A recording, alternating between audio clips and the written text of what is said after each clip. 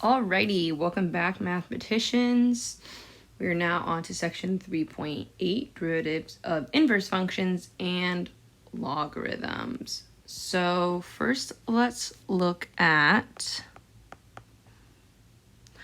this function f of x equal to 1/2 x plus 1, right?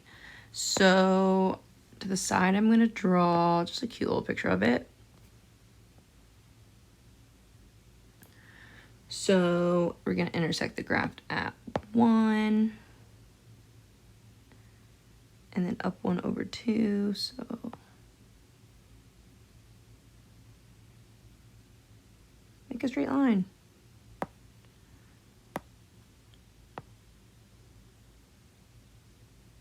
Perfect. Okay, cool. So we know when we're trying to find the inverse of a function, it needs to reflect across the line y equals x. Well, it's a fuzzy y. So if I mirror this graph, we're going to get this new one. We're going to make it gray. And we're going to intersect 1 down here.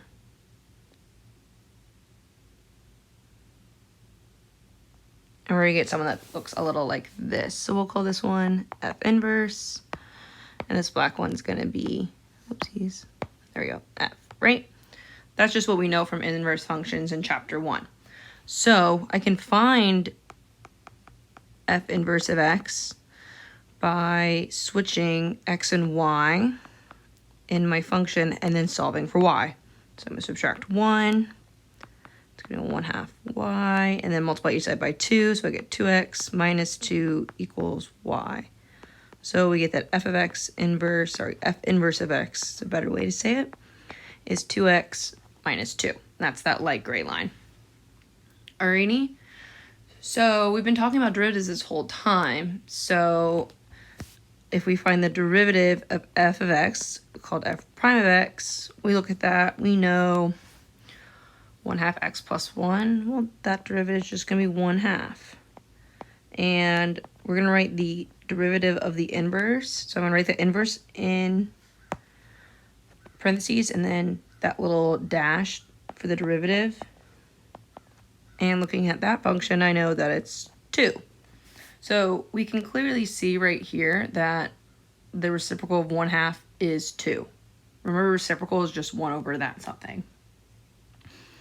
So we can see that. How do I want to say this? We can say that there is a reciprocal relationship between the slopes.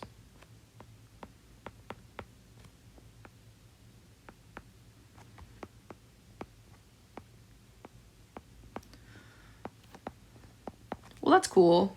This is probably just a special case, right? Actually, not really. This actually happens for a lot of other functions, but we just need to be careful about how we compare those points. So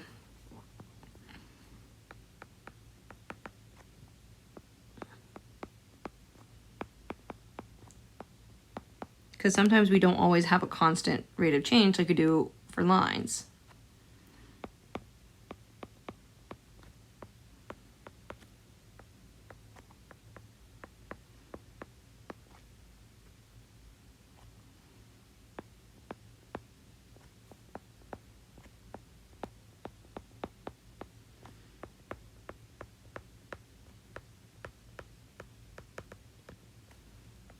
And what I mean by corresponding points we'll get to in just a hot second. So I'm going to zoom this out just a little bit, make it easier to write. So we have this theorem, we'll call it 3.8.1, and it says that the slope of f of x at, let's call it a, and its corresponding y, which is f of a, we know that its slope is going to be f prime of a, right? That's what we've been doing this whole section. But also let's just make sure that it doesn't equal 0 because we don't really like dividing by 0. So then we can say that then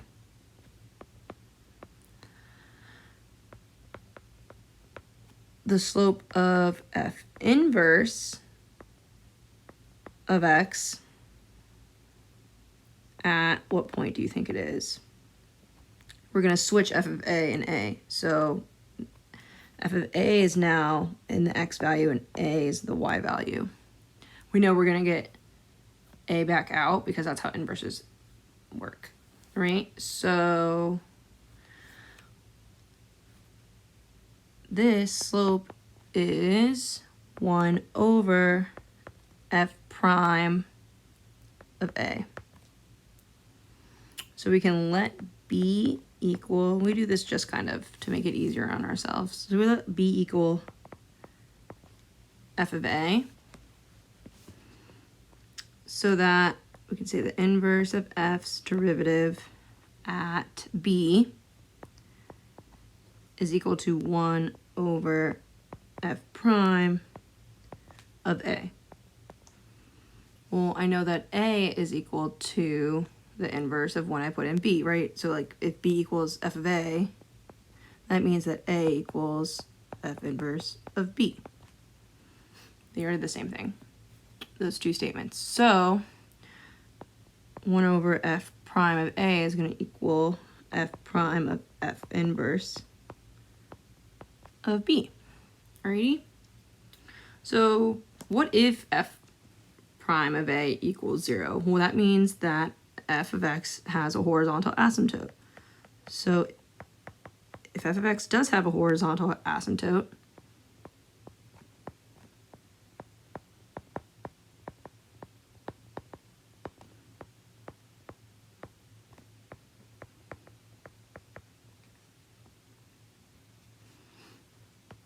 at that same point, we'll call it a f of a again. Then what do you think the reciprocal of a horizontal asymptote would be? Not asymptote, tangent. So sorry, I was thinking about asymptotes from last chapter 2. Tangent, I am so sorry. Tangent. Then f inverse of x has a vertical tangent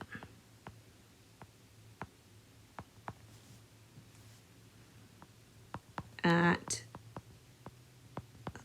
f of a, that point. Remember how we talked about places where functions are not differentiable? Vertical tangents was one of them.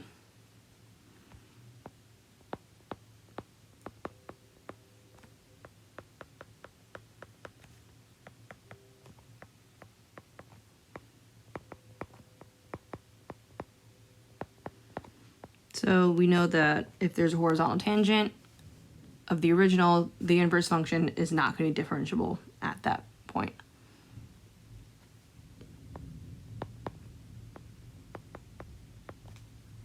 Alrighty, so let's do a few examples of what we mean by this whole a equals f of inverse of b, right? So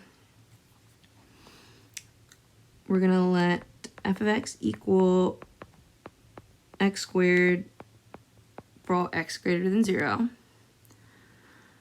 So we know that f prime of x is 2x, right? We know that just from power rule. And I also know that its inverse is, actually I'm going to write that one higher.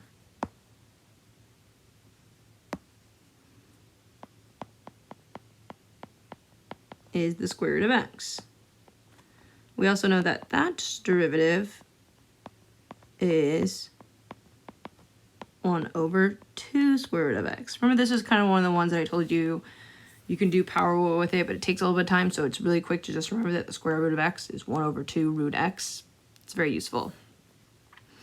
So let's look at when x equals 2. F of 2 is going to be 2 squared, which is, whoa, 4. So then, remember how we said let B be f of A? So 4 is going to be B.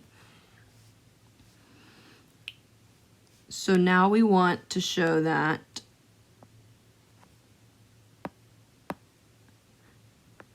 f inverse prime of B is equal to 1 over f of prime of A, right? So we have our B, it's 4. We have our A, it's 2.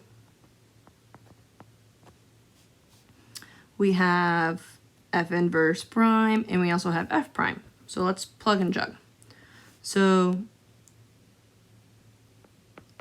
f inverse prime of 4 should equal 1 over f prime of 2. So if I plug in to f prime derivative, no, sorry, f inverse's derivative, I'll get 1 over 2 square root of 4 and 1 over 2 times 2, right? Because that's f prime's derivative is just 2x. So 1 over 2x is going to be 1 over 2 times 2, because x is 2. So now I know the square root of 4 is 2. Times 2, I'll get 1 over 4. And then, like we said, 2 times 2 is 4. So we can see here, by evaluating the left-hand side and the right-hand side, those things equal. Alrighty? So this helps us find the derivative of a lot of different functions you're going to see in the next few chapters. So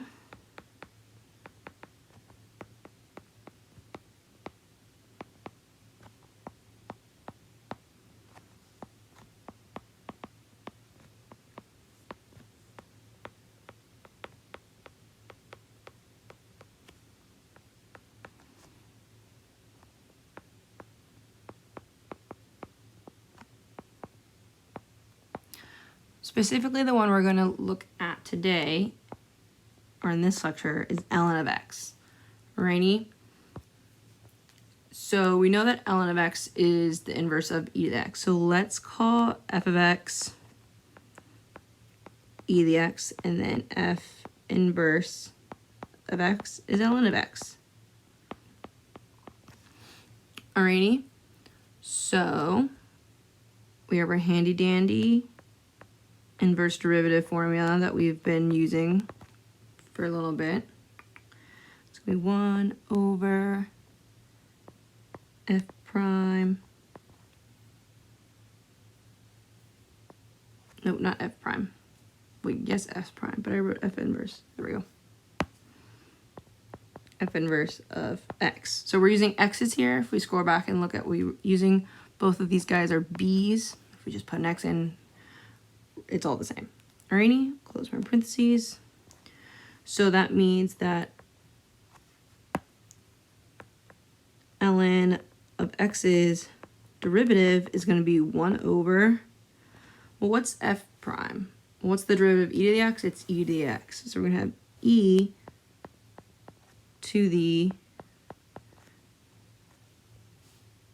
f inverse, right? Well, f inverse is just ln of x. So we'll get 1 over e to the ln of x. What I've known for exponential rules and log, a natural log, is that e and ln will cancel out, and I'll just be left over with 1 over x. All right, so then we have, I believe this might be our 15th derivative rule. Let's call this one for the natural log.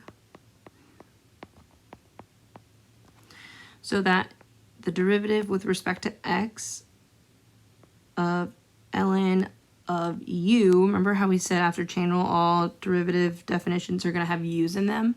It's going to be 1 over u times du dx. The derivative of u with respect to x. Alrighty?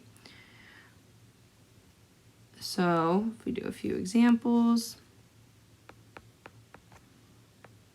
The first one, we're going to take the derivative with respect to x of ln of 2x. Right, so the derivative rule says I'm going to just take 1 over the inside. My inside's 2 over x, so 1 over 2x times the derivative with respect to x of 2x.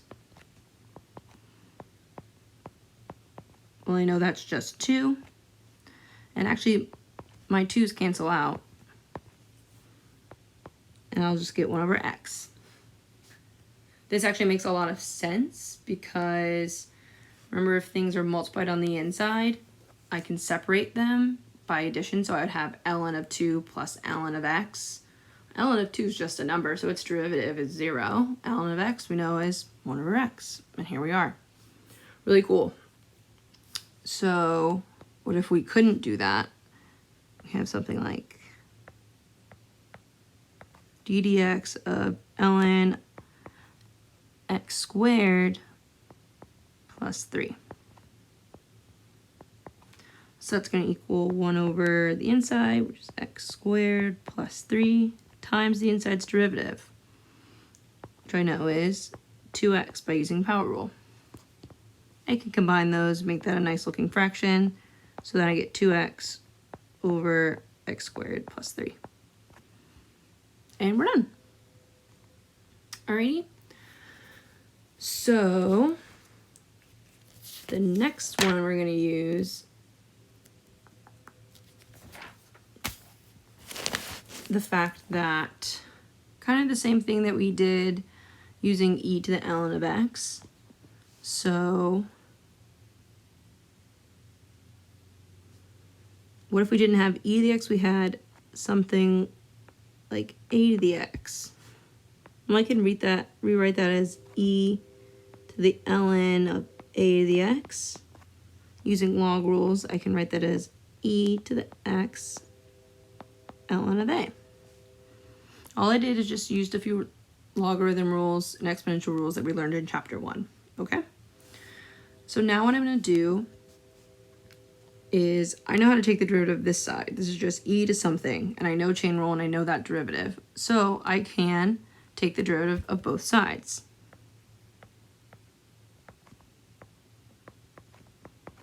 With respect to x, of course.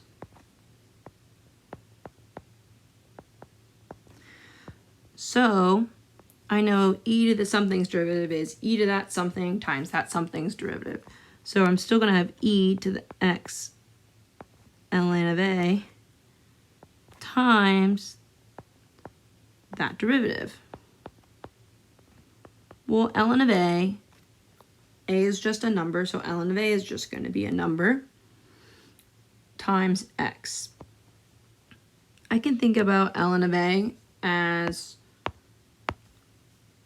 just like a coefficient.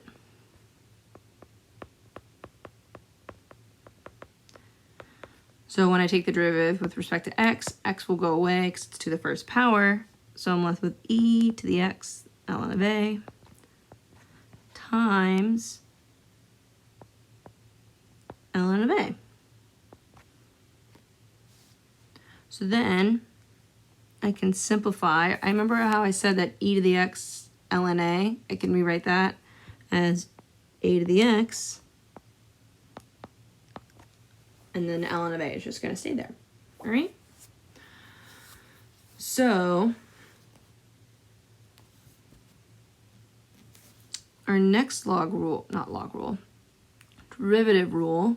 So this one, what was the last one? Summer 15. So this one will be 16.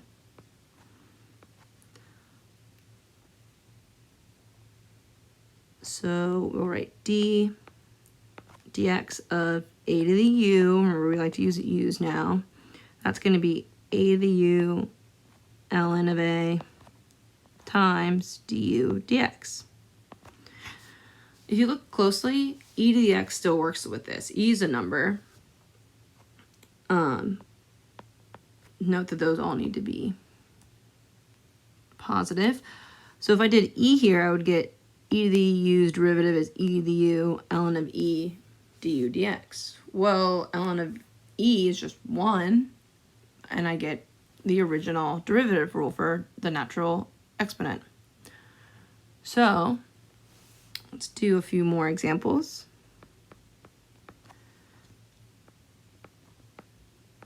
You're going to find the derivative of 3 to the x using that derivative rule.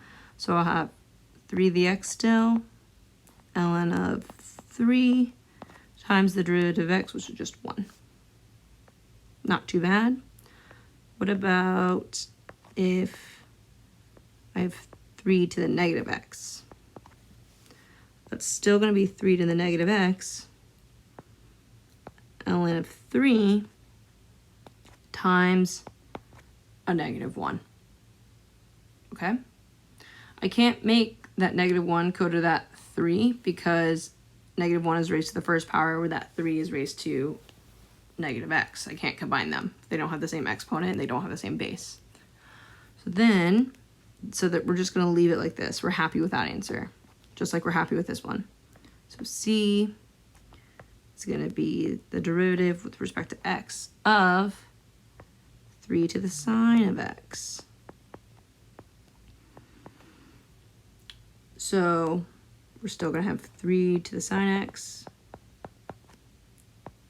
ln of 3, and now the derivative of the inside, our inside function is sine. We know sine's derivative is cosine of x. And we're happy with that answer.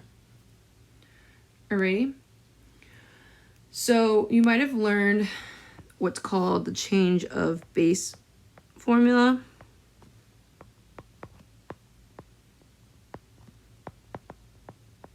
When first learning about logarithms. So we can write log base a of x as ln of x over ln of a. Alrighty? Might have touched on that in the first chapter, I can't remember. So kind of similar to what we did for exponential functions derivative. We're going to take the change of base formula and take the derivative on either side.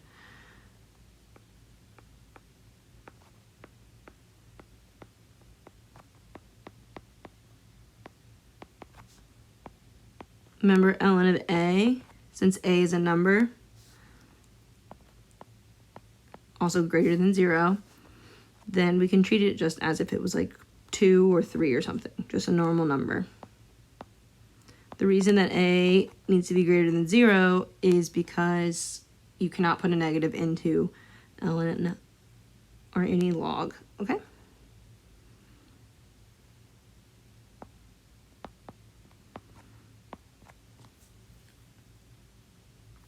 So what I'm going to do now is I'm going to actually pull out that 1 over ln of a because it's like a coefficient. And we know that coefficients I can pull out and then take the derivative of something that has x in it and then multiply by that coefficient again.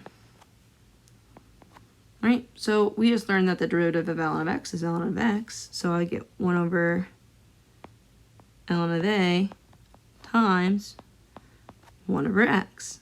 And then we can just write that a little cleaner as like x ln of a. Beautiful. So that gives us our last derivative rule for this section. And it's that, so the derivative with respect to x of log base a of u is going to equal 1 over u ln of a times, you guessed it, du dx. And you can see that if we apply, what about log base e? Remember that's ln. That means that I would have an e right here, and I would get 1 over u. I would get the same derivative rule that we had earlier. All right, let's do a few questions in the textbook, and then you guys will be on your way. So, perfect. Let's do is 3.8.73. We're asked to take the derivative with respect to the independent variable. So we're given y is equal to log base, nope, not 5, 2 of 5 theta. So we're going to find y prime. So y prime is going to equal 1 over the inside of my log, which is 5 theta, times ln of whatever base log, that happens to be 2, times the derivative of that inside. In this case, it's 5 theta. So then I'm going to simplify 1 over 5 theta ln of 2 times 5. Those 5's cancel out. And we're left with 1 over theta ln of 2. Beautiful.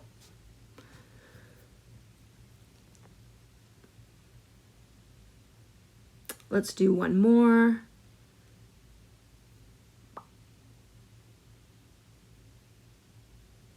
We can do 3.8.74. I haven't done this one ahead, so we will be doing this one together. So if y equals log base 3 of 1 plus theta ln of 3, we're going to find y prime. Theta here is still our variable, so I'm going to have 1 over this whole inside function, 1 plus theta ln of 3 times ln of my base, which is 3, so times ln of 3, times the derivative of my inside. 1 is just a number, so 1's going to go away, it would be 0, plus theta times some number, ln of 3. So I'm just going to have ln of 3. Theta's derivative is just 1, right? My variable goes, and then I'm going to multiply by its coefficient. So then I can simplify, and this whole chunk on the bottom is multiplied by ln of 3, and then that's in the denominator, times ln of 3 in the numerator. So those ln of 3's are going to cancel out, and we are actually going to be left with 1 divided by 1 plus theta ln of 3. It just happened to be like that because our base 3 was also, that gave us, so that was kind of a special case where those ln's of 3's canceled out. Alrighty, so that is all that I have for section 3.8. And we're going to move on to 3.9, and we're actually going to keep using the inverse derivative theorem that we have been using this whole section. So write it down and take it with you because we're going to use it in the next section. See you there.